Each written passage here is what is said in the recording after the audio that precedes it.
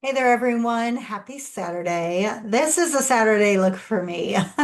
I'm getting my hair done in just a little bit, and it's looking bad. It's looking rough.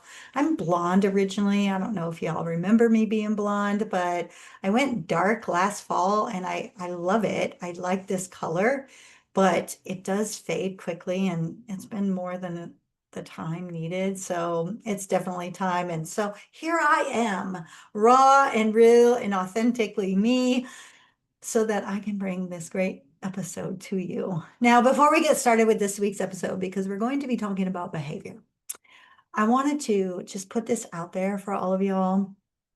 I believe that when we manage our classroom well, everything else can fall into place the way it needs to. But when kids are not listening, they're not learning.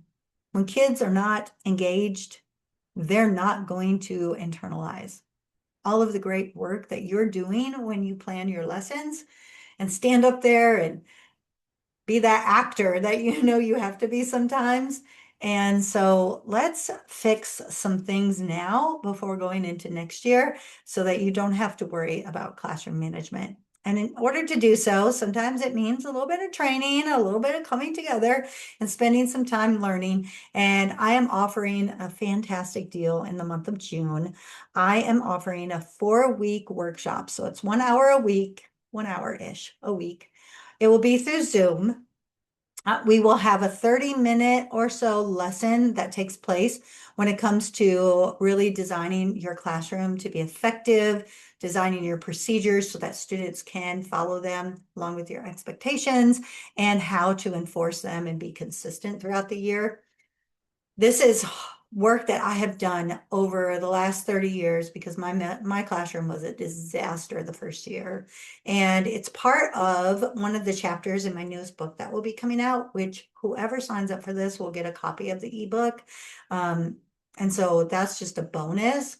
But that one of the first chapters, because that was one of my biggest problems, was classroom management. And that is exactly how I put this workshop together. So it aligns with that chapter so well.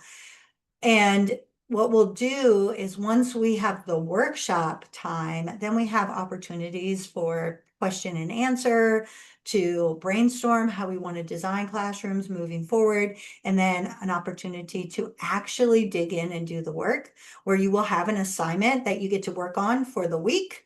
And then the following week, we'll review and move forward from there. Like I said, it's going to run 4 weeks, so 4 sessions.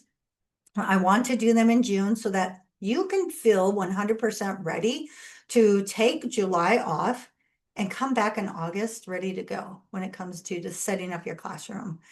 I am so excited about this. This is something that I definitely needed when I was a teacher.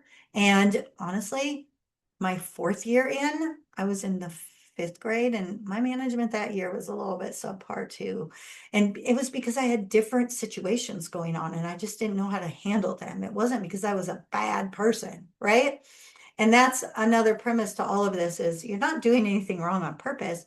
It's just that maybe you just don't know. So 4 weeks, wonderful information, takeaways, actionable, you'll be ready. You get a copy of the book. Also, you get access to my chatbot where it is based on my coaching, and you can go in with a situation and it will give you from my voice the next steps on what to do. So you'll get free access to that. And we'll have a Facebook group that will be active from the 1st of June until the end of September, so that you also have opportunities to come back in and get support as you start to implement once the school year gets started. The one caveat is we only have 20 spots. I need to keep it small so that it can be effective. So once it opens the middle of May, you don't want to wait to get signed up. It's going to run for $200 for all 4 sessions. And I can do purchase orders from districts. So if you're part of a district and your principal says, hey, you need a workshop this summer, go talk to them right now because we can talk about that. So I don't have anything officially put together yet for a landing page or anything. However, this week in my show notes, I will have my email. So if this is something that you are interested in, feel free to reach out to me and I'll get you on that list for sure. All right, so let's get started because as I said today, we're going to talk about behavior. And we're going to look at behavior a little different today. The title of this episode is Why Behaviors Aren't Always. Let me go back. Let me look. The title of this week's episode, oh my gosh, I can't believe I did that. I just lost my thought. Why classroom behavior problems often aren't behavior problems. This is so true so many times. Now, sometimes, and I have to be brutally honest because I shoot straight from the hip. Sometimes it's a lack of consistency. Sometimes it's a lack of a system. Sometimes it's just a whole lot of unknown. I've been there. I was victim of that. Really not victim. I was the cause of that. So I know, I get it. But sometimes when we see student behaviors, I think we have to stop assuming that these kids are just waking up in the morning saying, I'm going to make my teacher's life miserable today because 98% of them are not doing that. And the other 2%, they're not doing that per se. They have other things going on, right? But for 98% of our kids, when we design a system that's consistent, clear, and really well put together to where it ensures students are learning, students should be able to follow it. I mean, that's just life, right? But when students aren't, when you see a student sleeping, when you see someone refusing to do work, when you see somebody lashing out when it's time to, I don't know, perform or respond to a question or something, there is always an underlying cause. Always. I promise you that. It could be for anything from I don't feel safe in this space to I've got something going on at home to I don't want to tell you, but that student is bullying me, and this is my only time I feel like I can actually respond back. It's just we can't pinpoint it with just one underlying cause because there are so many. We're dealing with little humans who don't know how to communicate well yet, but there's always a reason. So, walking into this conversation today, I want all of us to put our assumptions away. We have to stop thinking students are doing this on purpose. We're taking it personal when we do that. And it's actually our ego talking. It really is. And we have to be able to allow ourselves the time to figure out what's happening. So I bet the 3 weeks right after spring break, I took over in a sixth grade language arts classroom, getting ready for the state assessment coming up. Bonded with the kids well. They performed for me in the classroom very well, hoping that it translates to state assessments. We don't get those scores until the summer, so I'm not 100% sure yet, but I do foresee some growth from where they were prior. It won't be perfect. It was just 3 weeks, but we'll see some great things. Since then, I have been going in once a week to do some maintenance on some writing because writing was very, very far behind. And I knew that the amount of time I had with them was not going to be enough to really make a difference.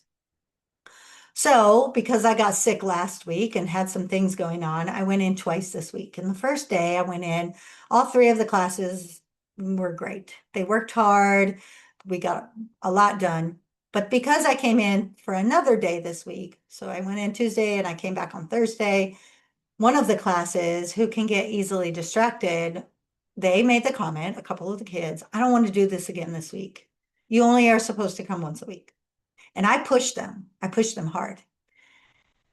And so it turned out that I had a group of three students who I've noticed this week in the building, they've been having difficulty, but in the classroom, things just kind of went sideways. And I ended up sending one of them out to the office. And I don't ever do that. And I didn't do it for someone else to take care of the problem. I did it because I needed to remove them from the situation because it was getting worse really fast. And I needed a minute for myself because I was feeling the frustration as well. So after I get done, I went to talk to the student and I said, listen, I believe in you And I'm going to be honest with you. You're one of my favorite students in this building. Now, what she doesn't know is I say that to all the students when I talk to them. But I said to her, you're one of my favorite students in this building. And it hurt my heart to have to send you out. I know that what was going on is not typically you. You are a bright student. You're typically on task. You're typically doing what you need to do. And I just, I don't know what's going on. I need you to tell me, help me understand this. And at first, of course, she was upset with me, and she's a sixth grader. So, she's in her prime time years, right? To not really love adults. And she was just like, I'll fix it. And that was it. And I said, you don't want to talk about it? And she said, no, I don't. And I said, that's fine. I'm going to send you back to class. But I don't expect this happening again. So the day continues on, and we were getting ready for dismissal. And she come to me and she said, can I talk to you? And I said, of course. And she said, first, I want to say I'm sorry. And I said, okay, I accept your apology. I said, now, what really needs to happen is for you to know I still believe in you. I still think you're a great student. We just have to get this fixed. How are we going to fix it? And she said, well, I've got some stuff going on at home and I didn't want to focus today. I just didn't have the capacity in me. And so I decided to cause a problem. And I didn't mean for that to affect you or the other students in the classroom. It's having those conversations, y'all. That's huge for a sixth grader to be able to come and talk to someone like that, right? That doesn't happen often, especially because she had to admit that she had made a mistake and then dig into her feelings and actually tell me why, which told me she trusted me enough to do that because we've built a relationship. But again, I took the time to step back, not make a big blown out ordeal about it, and allowed her to be able to come back to me to resolve it. So, what if we did that? What if when we have things that are big like that happen, now maybe the minor little things, you just take care of those right away, right? But there's a child in another one of the classes that sleeps all the time. I had a conversation with her about it, and she finally said, I'm going to be honest with you. My mom leaves me my medicine to take every day, and I accidentally took medicine that makes me sleep at night instead of the medicine I'm supposed to take for the school day. Makes sense, right? However, there were people in the building that day that were trying to assign her consequences for sleeping and things because people were not checking. We weren't asking the questions. So my challenge for you, especially right now, this time of year, because you want to keep your sanity, right? We're almost done with the school year. Kid behavior is really ramping up. I still believe they're not coming to just sabotage your world. They are coming and they're just being kids and they need structure and control and all of the things. But start asking the why questions. Start paying attention to patterns. Start seeing things as this is not an attack on me, but there's something going on with the student, and it will revolutionize the way you run your classroom. And as you go into next school year, you can think about building that relationship from the start that builds a trust so that when you have those conversations, students do want to tell you what's actually happening. All part of that little workshop in June. So once again, make sure you get signed up for that if that's something you need. And I know there's a lot of people out there that need it. So our wait list, 20 people only. Get on it. So go to my email, let me know I'm in, and I'll get you on that list. All right, y'all. I hope you have an amazing week ahead. I am going to get my nails done, get my hair done, and then I'm going to be making some bracelets and some jewelry because that's another business I have, and spending time with the dog tonight. So just enjoying my day. I will see you all next week right back here on the Empowered Educator.